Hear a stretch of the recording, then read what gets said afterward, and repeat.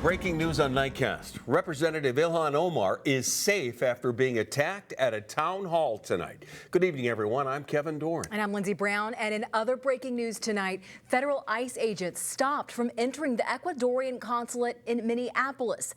There are fears tonight it could harm international relationships. First, though, let's take a live look outside from our Minneapolis sky cam. Turn those humidifiers on. It's going to be a cold, dry week. Meteorologist Chris Reese is walking us through our next weather maker and your forecast first. Chris? Cold and dry is going to be the moral of the story as we go through the next several days. It's been cold and dry today. We're going to get pretty chilly tonight, down to 2 degrees below zero. And with winds coming out of the west at 10 to 15 miles per hour, the wind chill, that'll be a factor in the teens below zero as we wake up and head out the door early tomorrow. So across the state, look for just about everyone dipping down below zero, with the exception of places right along the I-90 corridor. That's where I expect you in the single digits above, maybe a zero in Menominee, Wisconsin. But tracking the wind chill with it, we'll see that dip overnight tonight. We'll top out right around 9 here in the metro tomorrow, much of us topping out at some point in the single digits above zero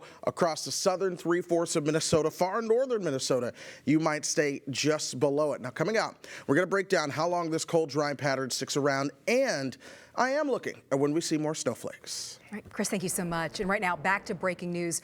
Our Brittany Ehrman is tracking the possible international legal fallout after ICE agents tried to enter the Ecuador consulate in Minneapolis. But first, new video tonight of a man being tackled to the ground after rushing Congresswoman Ilhan Omar and spraying something on her tonight.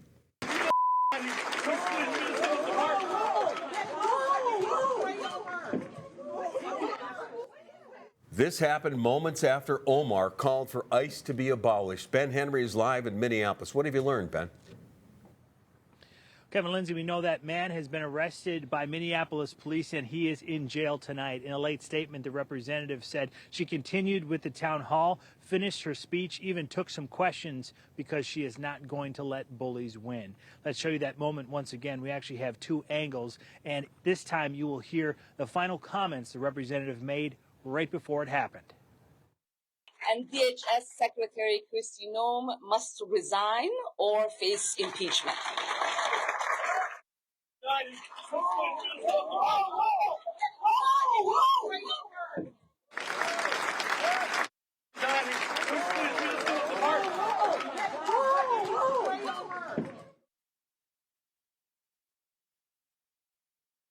Happy, clearly at one point even cocking back to throw a punch before her team got involved there. I was able to speak to a member of the representative's team who says she is doing okay. In fact, she continued with her speech just 90 seconds after all of that went down. That guy was still in the room getting carried out by her team when she continued on. She was at the Urban League Twin Cities for a town hall.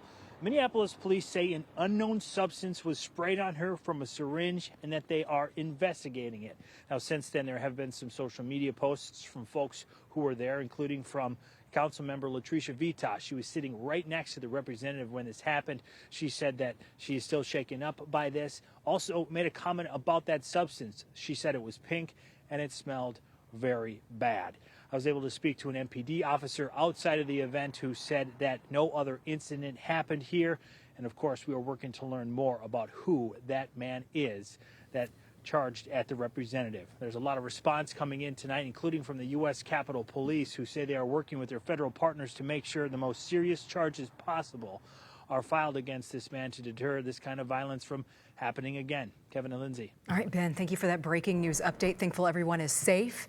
And now to more on that situation playing out at the Ecuadorian consulate with federal agents trying to enter. A staffer got into a confrontation with at least one agent. Ecuador's Minister of Foreign Affairs filed a protest with the U.S. Embassy after that incident. Let's go live to Brittany Ehrman with more on ICE trying to get into the consulate in Minneapolis tonight. Brittany? Well, Kevin and Lindsay, this is the Ecuadorian consulate. It's closed right now, but we're working to find out why ICE agents were trying to enter. Consulate officials say they did not have permission to enter the building, and law experts say that could have serious consequences. Now, this incident happened at the consulate of Ecuador, located on Central Avenue Northeast in Minneapolis.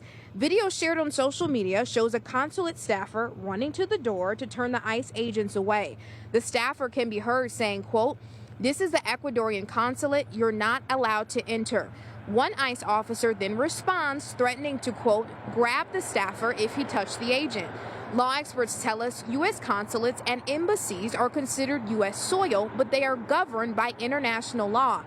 Experts added federal agents must have a judicial warrant or explicit permission from the consulate before entering. This is unprecedented, and it's actually somewhat dangerous for ICE officials or officials from the Department of Homeland Security attempting to enter an embassy or consulate without authorization, but it also potentially has impact on diplomatic relations or international relations, in this case between the government of the United States and the government of Ecuador. And in a statement, consulate officials say they immediately prevented ICE agents from coming inside to protect Ecuadorians who were inside at the time. We reached out to the Department of Homeland Security asking why ICE was trying to enter and if they had a judicial warrant. We're still waiting on that response. Live in Minneapolis tonight, Brittany Ehrman, 5 Eyewitness News. All right, Brittany, and questions we'll keep asking. Thank you. And there is no known connection to what happened at that consulate tonight. But today, a federal judge ruled a 5-year-old boy and his Ecuadorian father, detained by ICE last week in Columbia Heights, cannot be transferred while their case plays out. After they were taken into custody last week, they were quickly moved to a family detention center in Texas. Homeland Security claims the father is in the country illegally, but his attorney says he is legal and has requested asylum.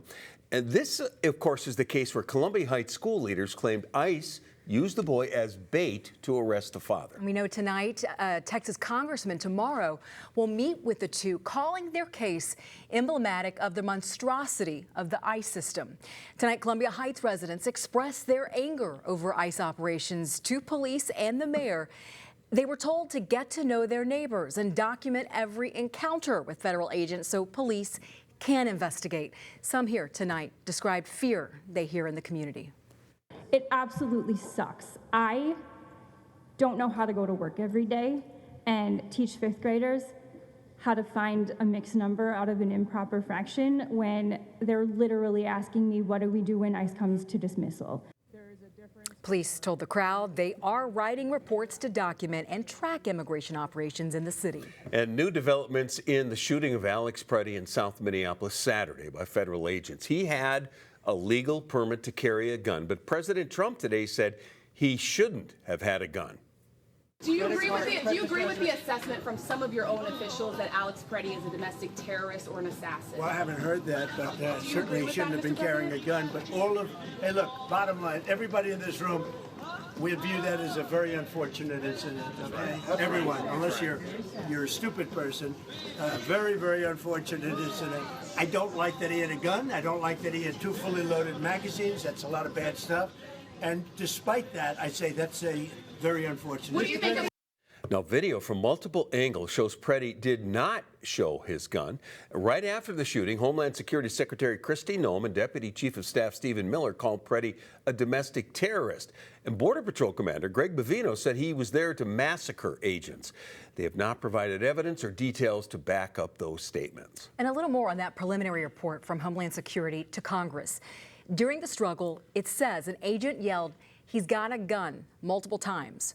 2 federal officers fired shots at Pretti, a Border Patrol agent and Customs and Border Protection officer. After the shooting, the report says a Border Patrol agent advised he had possession of Pretti's gun, but it doesn't specify when the agent secured that gun. And the report doesn't say Pretti ever attempted to reach for his weapon.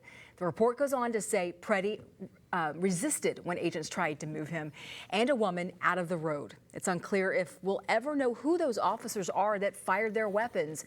The former face of immigration operations here in the Twin Cities, Greg Bovino, said releasing that information would amount to doxing.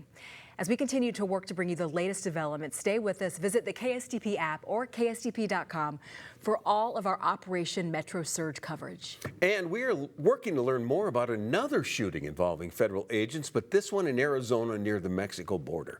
New tonight, the Pima County Sheriff says the man wounded during a shootout with Border Patrol was being sought in a human trafficking case, and the suspect is in serious but stable condition. No agents were hurt. The Sheriff's Department says the FBI has asked it to lead a use of force investigation of the Border Patrol. Stay with us because right now we have results from 2 special elections in the Minnesota House. Straight ahead tonight, who's taking home the win in 2 districts? Plus, a winter storm's deadly toll rises, leaving many people in the dark and under ice. How communities are coming together to help their neighbors in need. We haven't had much snow in Minnesota the last couple of weeks, but I am looking toward the weekend when we could see more flakes flying across our state. I'll let you know what to expect.